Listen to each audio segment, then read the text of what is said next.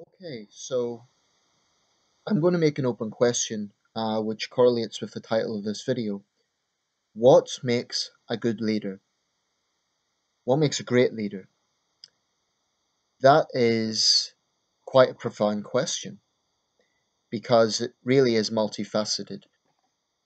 Now, obviously, as I'm uploading this, I've got the American election at the back of my mind. Tonight is the second Super Tuesday, so it's an ongoing process. Obviously, that's at the back of my mind because um, in November, the United States will choose its next president. So that's in my mind, but it's not that long since our own general election here in the UK. And I also have our Prime Minister in mind. David Cameron is having to make some very difficult decisions regarding the European Union. Looking around the world, Angela Merkel's under enormous pressure. Um, the list goes on. What I want to do with this video is not focus so much on individuals because it will detract from the main point of the video. And if I focus on individuals, people will assume that I'm making the focus about individuals, and I don't want to do that. But rather, I want to make a generic question. And another thing that is very important about this question is I'm intending it to be completely non-ideological, non-partisan, non-policy. So just a general principle of what makes a strong leader. I'm not talking about left wing or right wing or anything like that. Purely the basic values. Um, there's so many things, and I think what I'm going to do is share my own thoughts, and then people are free to share their thoughts below in the comment section below. And also a quick word, if I don't reply to any comments on previous videos, it's not because I'm slighting anyone, so please don't think that I am. It's just that I simply don't have time to respond to each and every comment. Um, but I do appreciate people taking the time to look at my channel. So please bear that in mind. Okay, so what sort of temperaments does a leader need? There are so many things. I believe one of the first things that comes to my mind, and this may be something that is downplayed actually, courage, basic courage. It's a bit like, I would use this analogy because I'm interested in both boxing, the sport of boxing, and in politics. I'm very interested in both. Now, when a fighter goes into the boxing ring, especially for a big fight, he or she knows that there are thousands of people out there waiting for them to make their entrance. There's an anticipation, there's a fear. Will I embarrass myself? Will my opponent seriously hurt me? Will I make a fatal mistake? Not fatal, but will I make a serious mistake? So, those sort of fears are something that athletes, especially boxers, experience. But they have to have the ability to handle that fear, to vacuum that fear into something positive, i.e., vacuuming it into athletic skill, into focusing solely on their game plan. Now, a politician, and this is why I actually respect politicians. A lot of people don't. A lot of people like to complain about politicians in general. I don't, and this is the reason. It takes courage. This is something that people really underestimate. Now, that's not to say that all politicians are brave. There is certainly examples of political cowardice, no question about it. But the principle of putting yourself into the public arena to be under constant media scrutiny, constant public scrutiny, I'm obviously talking here about democracies, that principle is quite brave. I mean, no one can deny that. No one can honestly say that it doesn't take some guts to put yourself into the political arena, put forward your views, enact those policies. It does take guts. Whatever you think of a particular individual, it takes a certain degree of courage. So, what Donald Trump said, and I apologize for again bringing individuals into this, but I'm just using it as an example. He said at one point it takes guts to run a presidential campaign. Well, he's right about that. It does. And that applies to any candidate. I think that people need to appreciate that when you have the responsibility of, especially in bigger countries, millions of lives, that is an assumed responsibility that is the weight of that is something most of us cannot imagine. So from that point of view, courage is something that can't be underestimated. And it isn't just courage about the scrutiny, the public scrutiny, the media scrutiny. I think it's also courage about your own convictions, i.e., will I have the conviction to go forward and do this thing that I'm saying? It's also courage knowing all the barriers that leaders face, whether it be barriers from opponents, whether it be barriers from, well, all sorts of things, events, unforeseen events. So there, for all those reasons, it takes courage, and also in the case of, I would say in some parts of the world more than others, courage from the point of view that you know you might face an assassin's bullet. There are, especially very politically unstable parts of the world, where running as a small town mayor, you know, I'm talking about leadership here on a big scale, but we can also talk about any sort of leadership, I guess. Where running for a mayor, for example, can cost your life. Certain Mexican towns, that would certainly be the case. Um, so courage is something that really can't be underestimated. Perhaps in tandem with that, having thick skin.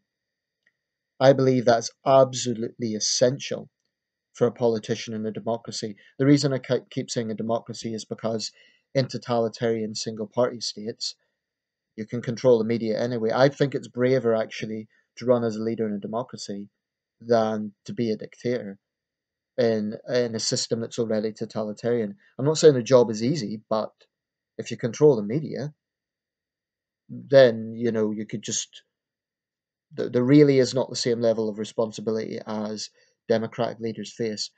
So that's why I think people are misguided to always assume that dictators are automatically strong men simply because they have control. Sometimes they ascend into a position where the control is already established. So it's not particularly brave, assume like just continuing that control.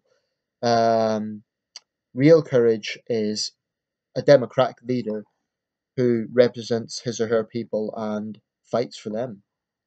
Um, with all the challenges that a leader faces. Now, tough skin, yeah, that goes in tandem with it. You have to have tough skin. Um, you know, the media is utterly ruthless, and particularly thinking of the media here. True, the public can be ruthless as well, but especially the media. You know, thinking here in the UK, the number of satirical cartoons, and I imagine it's the same in the US and Canada and other countries. They're pretty biting, and they can be very, very personal sometimes. And leaders have to rise above that. Because if they complain about each and every satirical cartoon, the perception would be that they're petty and that they're thin skinned, and people don't respond well to a thin skinned leader. I guess that would lead to a reputation that they're neurotic. Um, and this is another reason I respect politicians because they have to stand above all that stuff. I believe there is a place for satire, but some of it really is quite biting. Um, and you know, politicians do look at newspapers, they have to.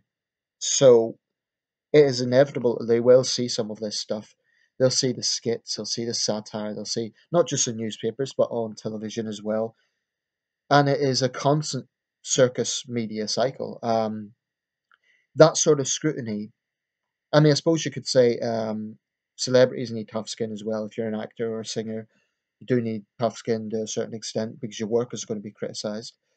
Writers to an extent, but perhaps no one more than politicians because they're basically tasked with having to make everyone happy, which is an impossible task.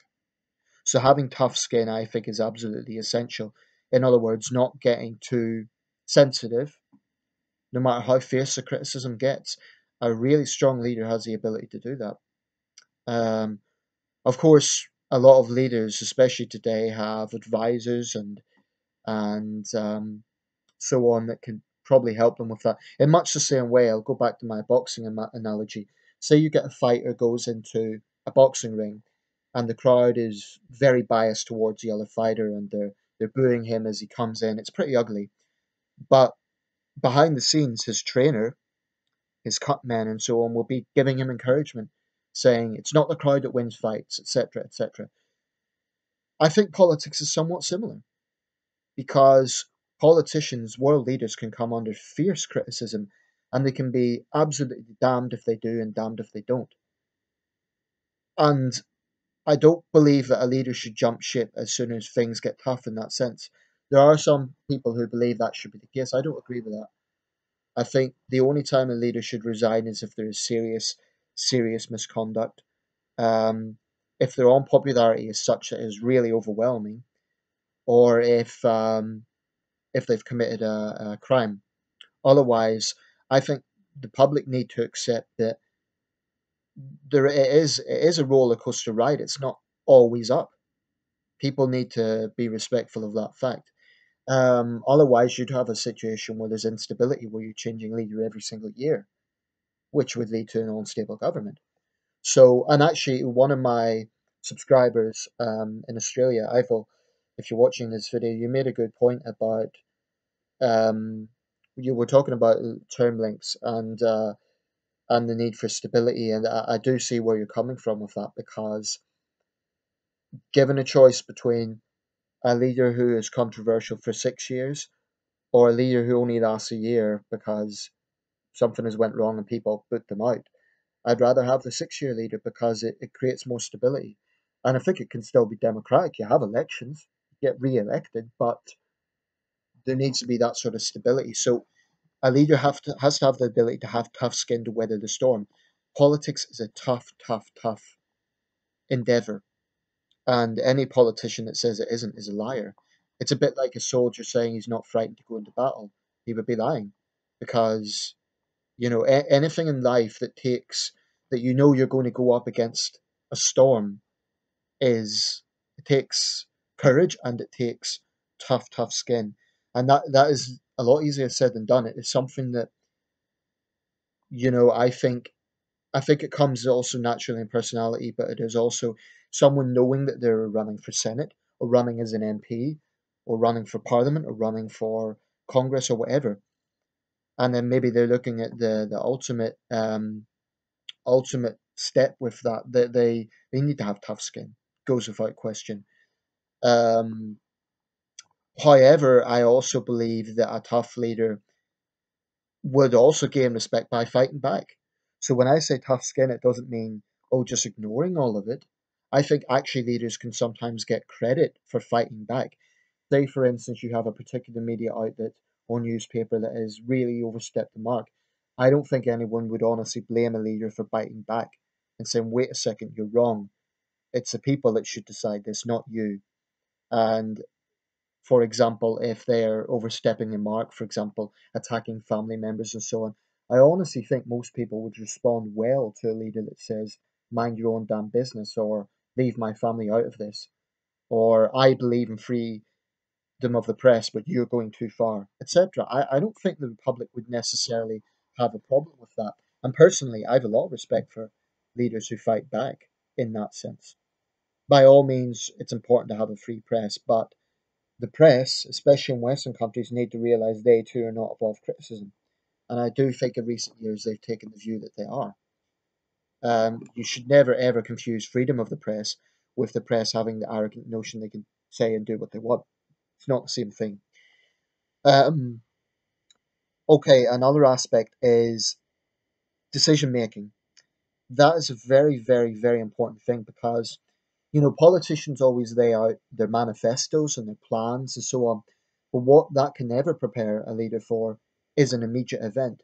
Say, for example, a sudden terrorist attack or a major natural disaster or a predecessor suddenly being assassinated. There are all sorts of unforeseen circumstances that do happen. And a leader has to have the ability to make a quick judgment. And again, I apologize, I'm going to bring an example into this. President Bush was fiercely criticized for being in that school in Florida during 9/11. Now, in defense of George Bush, and I never thought I would say this, but I think that people need to appreciate that. Well, for example, in the case of 9/11, that was an unprecedented event. No other president had to face that. The closest example is FDR with Pearl Harbor, but even that wasn't quite comparable.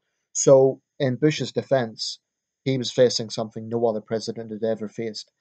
So there was no standard for doing that.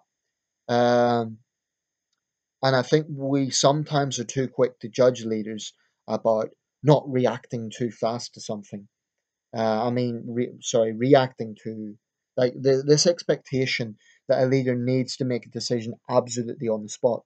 The thing is, at a time of war or at a time of a major terrorist attack, obviously people want decisive action. But I think it is dangerous for a leader to rush too fast into decisive action. Clearly, when a nation is hurting, for example, with a major terrorist attack, not just in the US, in France, in Britain, we've had major attacks as well. Um, take for example Paris, just to give another example. The French people would have been expecting President Hollande to make an immediate decision. As it turns out, he declared a state of emergency and he was bombing Syria basically the same week. So leaders are expected to make very decisive action. I guess you could say that because of the world we live in, there is some ground to have preparation, but it's a bit like when there is a drill for a terrorist attack. The point of a drill is to prepare a nation. Or another example, even out of man-made situations, an earthquake. In countries like Japan, they train all the time. They get school children to do drills to go under the table and so on. But it will never ever change the shock of the real thing. I can never really fully prepare people for the real thing. Um, So a leader, when we expect leaders to make really decisive action, that's totally understandable. When a nation is angry, when it's hurting, they want to see that a leader is taking action. Totally understandable. But a leader needs to consult his generals. He or she needs to consult their advisors. These things do take time. But when you have an immediate case of war, people, I think it's reckless to act immediately. There has to be some period, some period, and I'm talking a day or two before there is action. Now, I don't want to be misunderstood on this. Obviously, a leader needs to make an immediate statement when he or she knows the information, but they need to know the details of what has happened and they need to know about the consequences of the decision that they're going to make, especially if it's a case of war. If they're going to send young men and women into war, that's a profound decision. And I don't think it should ever be done lightly. Now, if a nation is attacked, that is obviously an exceptional circumstance. But all I'm saying is that, in my view, I think by expecting leaders to make an immediate decision, i.e., within an hour of the event, it's actually a little bit reckless because they need to know that whatever decision they're making, they need to know that it's not going to make matters worse. And that, to me, is not surrendering. I believe a leader needs to send out a very strong message. And if a nation is attacked, it has every right to send out an absolute powerful message. Um, I believe fully in military force if a nation is attacked. So I don't want to be misunderstood on that. All I'm saying is that when a leader makes a profound decision, he or she needs to know the consequences of that. And when an event is unfolding, the pressure that they're under is immense. Another example, JFK during the Cuban Missile Crisis. Now, JFK did not make a decision immediately. He consulted his generals. He went into long, long meetings, smoke filled rooms. It was intense, intense analysis of the situation. The film 13 Days shows that actually. But that's the point, 13 days, not 1 hour. So, yes, there needs to be quick action, but not so quick that it is reckless. I really believe that. Um, the other extreme, of course, is an inactive leader who does nothing, which is clearly, utterly, it's a bit like if you have a job and someone's negligent. Well, this is negligence on the very, very top level. So a leader needs to make decisive action, but they need to do it with thorough analysis of the situation. So that's how I would view that. I'm going to try and round this up soon because I have been talking for a while. Um, Intelligence, wisdom, those things again we've always associated with leadership going way back millennia. All over the world, it's a trait that is associated with a strong leader. Um, I think it is something that is pretty important, and it isn't just about general knowledge. Perhaps a lot more importantly, it is about, I mean, obviously with general knowledge and knowing how the world works, that is very important for diplomacy. But there is a practical point that sometimes maybe is overlooked, and that is the actual tectonics of government. Leaving aside all the policies, there's the actual tectonics of how government runs. Um, looking at a schedule on a day-to-day basis, knowing, you know, you wake up in the morning and you're Prime Minister of the United Kingdom, or you're President of France, or you're Chancellor of Germany, or you're President of the United States. You need to know the actual procedure. And the only people in the world that could give you any advice is your predecessors, like any direct, empathetic advice. Sometimes that happens. Usually there is a sort of gentleman's conduct with that, um, or ladies' conduct in the case of women leaders, insofar as a predecessor usually is willing to help out their successor a little bit, um, in the good of the nation. And there's many examples of this. Major did consult with Tony Blair a few times, and I know that George Bush and Barack Obama have consulted a number of times. So that's a precedent, and I think it's an important thing because the predecessor is the only person in the world can really understand what that pressure is like. Of course, they have advisors and so on, but the advisor is still just an advisor. They're not in the presidential or prime ministerial seat. So a leader needs to know the tectonics of how things run. And I think that's why I believe it is important to have political experience. That's why I'm wary of outsiders coming in and saying that they can be a leader, because running a business, whilst it takes responsibility, whilst it's a big job, it is not the same as running a country. I just don't believe that it is. Being I'm not going to hide my analogies very well here, but being a very successful neurosurgeon is not the same as running a country, etc. So we're very derisive of career politicians, but is it really a bad thing? Surely someone who has experience, that's important. People talk about having a fresh face, and that's understandable, and it's all very well, but the caveat to that is you also want someone who has experience. And I'll use the US here as an analogy. People always talk about, oh, we want an outsider. Well, that's all very well, but you want to know that the person who gets into the White House knows how Washington works, the actual day to day running of things. You need some. That's why perhaps vice presidents are in a very strong position to be president. Now, of course, there's character issues there, but at least they know the actual tectonics of it. You could maybe make the argument for first ladies as well. People who have been insiders, it's very often derided. And I understand from a party politics point of view, if you have an unpopular president, clearly his or her vice president is going to have a rough ride because they're always going to be associated with that president, which is why Hubert Humphrey had a hard time in 1968 getting the nomination because he was automatically tied with Lyndon Johnson in Vietnam. Um, my point, though, is that experience does count for something, and experience and intelligence, or I'll put it another way, experience and understanding of how the system works do go hand in hand. So if I'm voting for someone, I would much rather have a candidate who has had significant experience rather than the candidate who is a fresh face but has had no experience. Um, you know, because being a successful business person or being a successful whatever is not the same as political experience, in my opinion. And it's trying to get that balance. But so if you call, oh, this guy's a fresh face, he offers something new. That on the surface it sounds like an accolade, but actually it can be an Achilles heel if it then goes into, well, maybe he's too young or maybe she lacks experience. So I think that's something that is really I think experience is very important because it demonstrates an understanding.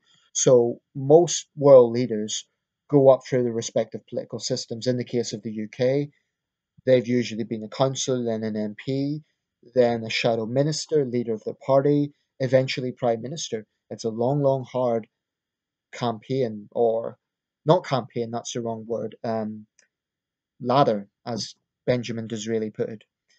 In the US, it's similar. You go up through, being a representative of a congressional district, senator, on a particular committee, eventually the presidency. So there is that progression, which I think is very important. Among other things, the public need to know who you are.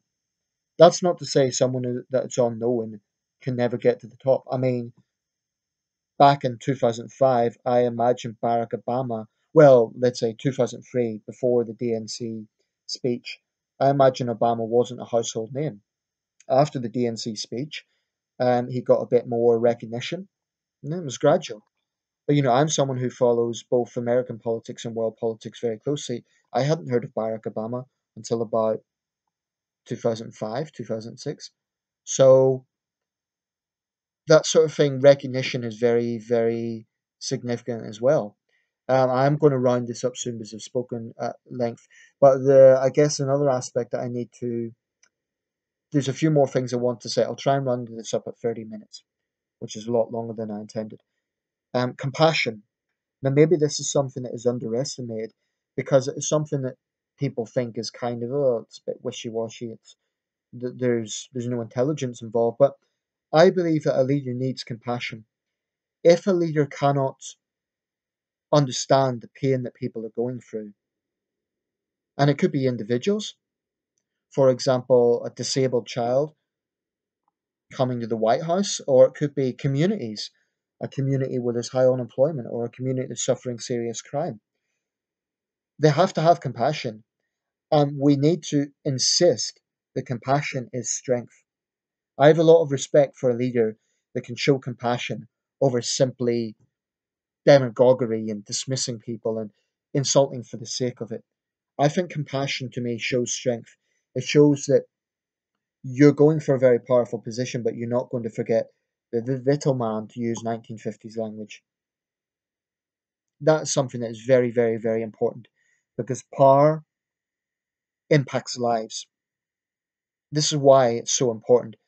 The decisions a president makes, the decision a prime minister makes, impacts millions of lives. So that's why compassion is so important. It's not everything.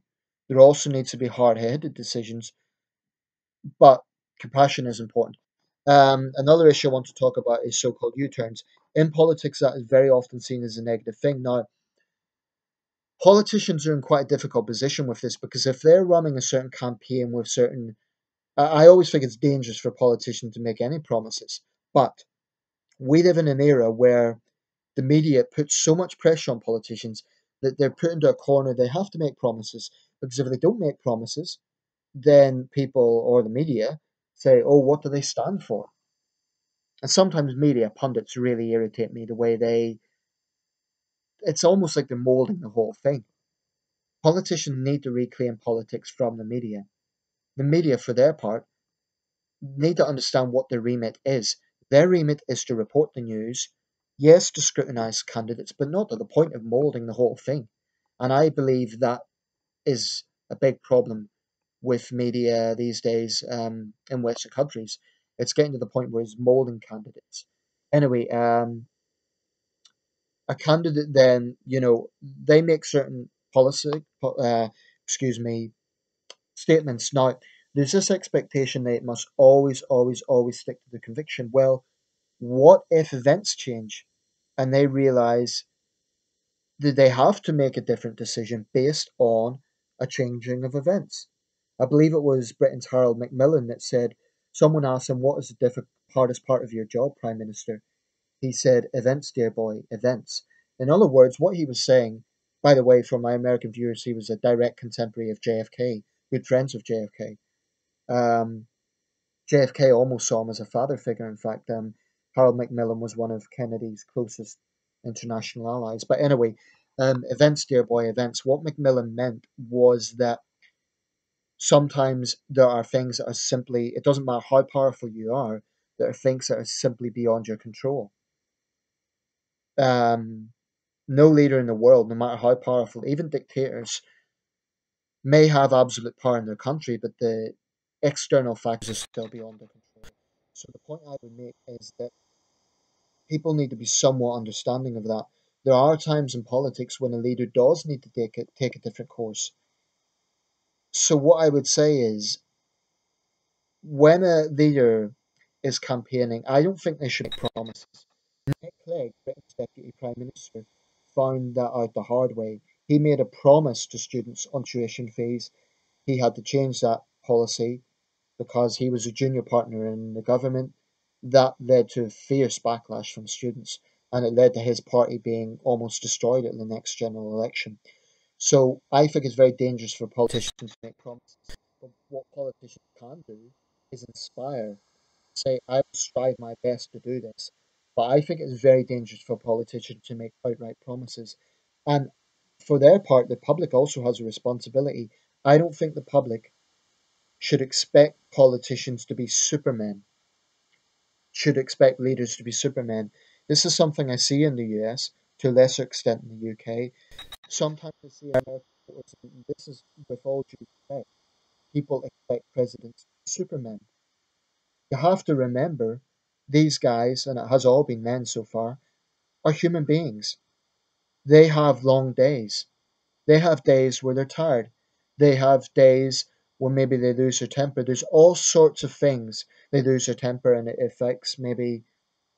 There's all sorts of things. You have to remember the human factor there. And I think by expecting leaders to be supermen, it actually not only doesn't make their job harder, it's detrimental because then they promise things that they simply cannot deliver. Now, to me, a great leader is not someone who can make promises that they may not be able to keep. And very, very, very few leaders manage to keep all their promises. There's only a few examples.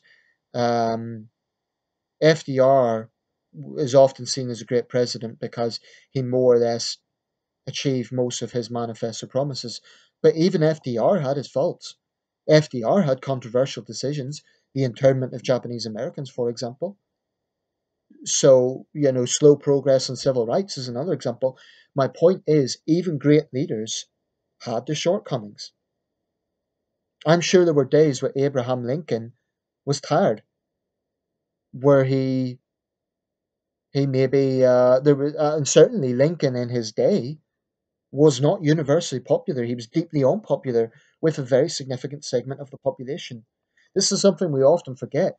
In retrospect, in history, we often marbilize historic figures, whilst forgetting that in their day they had plenty of critics. Lincoln had his critics. Roosevelt probably had plenty of critics. Churchill had critics. The point is, a strong leader needs to overcome all these things. So that is why it is such a tough, tough job. And whilst it is very difficult, I mean, I have to be honest here. I cannot but help respect the office of Prime Minister of the United Kingdom, President of the United States, Prime Minister of Canada, etc. I cannot but help the office these people hold because the decisions they have to make are so profound. Now, the public absolutely have a right to expect a leader to do the best. They have a right to criticize a leader. Because decisions impact lives, I would never ever blame someone who's directly suffered from policies to complain about that. That is absolutely human. But for their part, the public has to remember that when we are putting these people on a pedestal, they're human beings in the end of the day. And this is something that can never be forgotten. Anyway, I'll leave it there. I've said a lot. I'm sure there are things I will remember to say. Nothing I can do about that. I have spoken really for a long time here. So all I would say is those are all things that need to be brought into mind. I haven't even covered relations with other leaders. I'll quickly make a reference to that just to round this up. When a leader corresponds with other world leaders, they need to get that balance between diplomacy and putting their nation's interests at first, which sometimes means confrontation with other world leaders. That in itself is a real talking point. Maybe it's for another video. But because you want to, on one hand, look strong for your country, but especially if you're a powerful country, you don't want to come across as bullying, especially to smaller countries. So you want to be strong but not bullying. You want to be diplomatic but not a pushover. There's so many balances that a leader has to make. Let me know your thoughts, and thank you for watching.